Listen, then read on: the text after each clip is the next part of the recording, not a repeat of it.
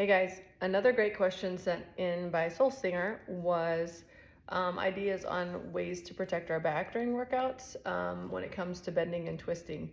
And so the first thing that came to mind is any of the stuff that we do sitting, and like Russian twists is one of our real common exercises. So right in the realm of stuff like Russian twists and V-ups, anything where you twist your spine, you always want to try at your best to be in a neutral alignment. So if you're sitting up nice and straight, your hips and your shoulders should be in line, one right over the other, and you want your back to be in a nice neutral position, nice and flat. If we're sitting at all in a rounded position, you'll notice that you can only twist about half as far as you can if you're in a neutral position.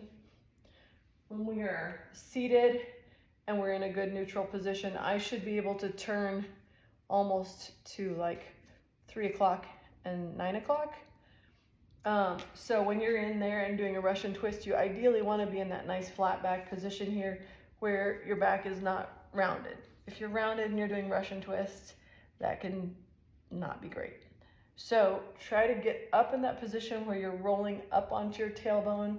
You can almost feel your sit bones under you, and try to keep your chest real high facing the ceiling, and that will be a better position to do a twist. And anytime you're lifting overhead, especially in a sitting position, again, you want to be in an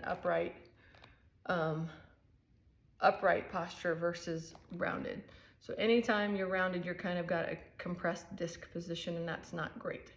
And then when we're doing anything laying on our back, you can think of it as though you're trying to paint each vertebra down onto the ground so that they're all flush on the ground. So at any point, if you're doing any kind of leg lowering and you feel that you're starting to like lose contact with the ground, that's a stopping point. So if you have to, you can always bend your legs to make them half as heavy. You can always put one foot down to provide yourself some support, and you can just ask for modifications, because you never want to sacrifice your back for a good set of abs if that means that you're going to be hurting. So those are just some simple quick tips. If you have any other questions, feel free to DM me.